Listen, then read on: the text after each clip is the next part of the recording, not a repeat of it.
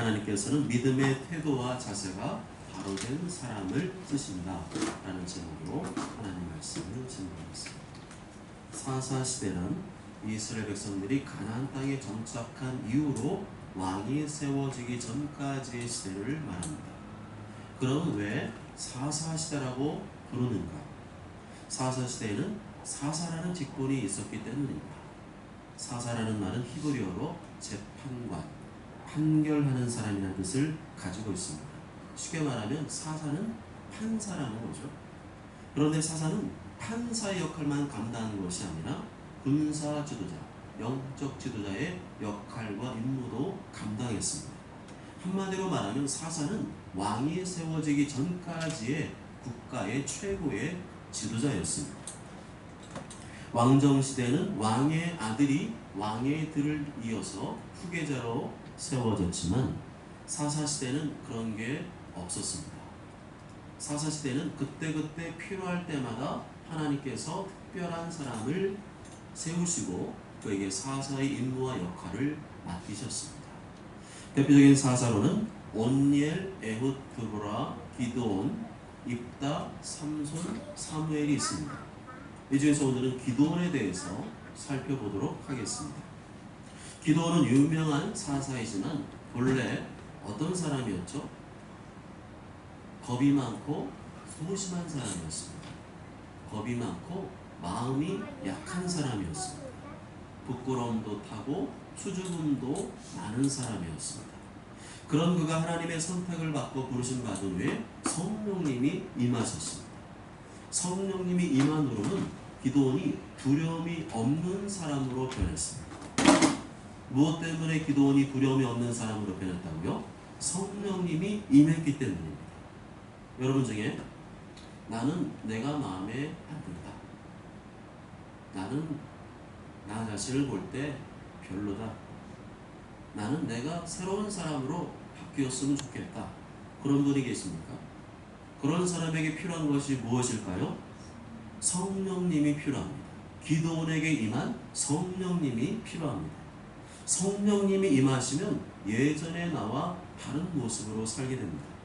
성령님이 임하시면 변화된 나로 살게 됩니다. 왜냐하면 성령님께서 나를 다듬어 가시고 빚어 가시고 변화시키시기 때문입니다. 정말로 내가 변하기를 원한다면 성령님을 구하시기 바랍니다. 하나님께 쓰임받기를 원하시면 성령님을 구하시기 바랍니다. 성령님이 나에게 임하시면 나도 기드온처럼 두려움이 없는 하나님의 사람으로 쓰임받게 될 줄 믿습니다. 사도행전 1장 8절에 오직 성령이 너에게 임하시면 너희가 권능을 받고 예루살렘과 온 유대와 사마리아 땅끝까지 이르러 내 증인 되리라 말씀하셨습니다. 기드온의 또 다른 이름이 나와 있는데요. 그 이름이 무엇이죠? 여룹발입니다. 1절에 보면 여룹발이라는 기드온이라고 되어 있죠. 여룹발이라는 말은 여룹이라는 말과 발이라는 말이 합쳐진 말입니다. 여룹이라는 말은 다투다, 싸우다 라는 뜻을 가지고 있고요. 발은 가나안의 우상의 신을 말하는 것입니다. 이 두 가지를 합치면 바울이 다투게 하라, 바울이 싸우게 하라, 바울이 직접 그를 심판해 보라 라는 뜻을 가지고 있습니다. 왜 이 말이 새겼냐면 기드온이 한밤중에 바알의 제단과 아세라 목상을 부셔버렸거든요. 그 다음에 사람들이 기드온을 가만두지 말자 막 이렇게 했을 때 한 사람이 이렇게 말을 하죠. 정말로 바알이 참신이면 기드온을 가만두지 않을 것이다. 바알이 어떻게 하는지 보자 이렇게 말하면서 이 기드온에게 여룹발이라는 이름이 붙여졌습니다.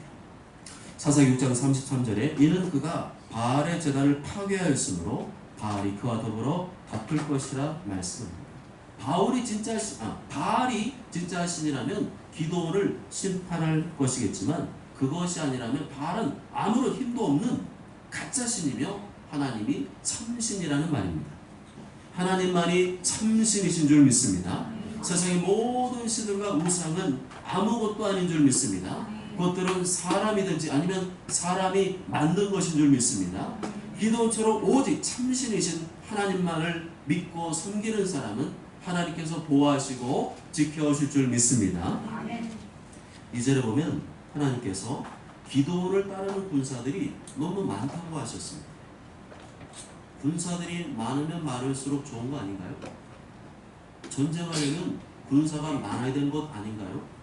그런데 하나님께서는 군사들이 너무 많은 게 문제다라고 말씀했습니다. 그 이유가 무엇일까요? 2절 하반절에 보면 이는 이스라엘이 나를 거슬러 스스로 자랑하기를 내 손이 나를 구원할까 할까 함이니라 말씀합니다. 군인들이 너무 많으면 그래서 전쟁에서 이기게 되면 하나님께서 우리를 도와주셔서 이겼다고 말하는 게 아니고 우리 군인의 수가 많아서 이겼다고 말한다는 겁니다. 충분히 모든 것을 갖추고 부족함이 없는 상태에서 이기게 되면 자기가 잘해서 이겼다고 생각한다는 것입니다. 하나님께서 그런 사람을 기뻐하지 않는다는 거죠. 그런 사람을 미워하시고 그런 사람과 함께 하시지 않습니다. 하나님께서는 큰 성과든 작은 성과든 하나님의 은혜입니다. 하나님께서 나를 도와주셨습니다 라고 고백하는 사람을 기뻐하시는 줄 믿습니다. 다 내가 노력하고 수고해서 얻은 것이지, 내가 열심히 해서 얻은 것이지 누가 도와줘, 이렇게 말하는 사람은 하나님 볼 때는 교만한 사람이고 하나님을 인정하지 않는 사람이죠.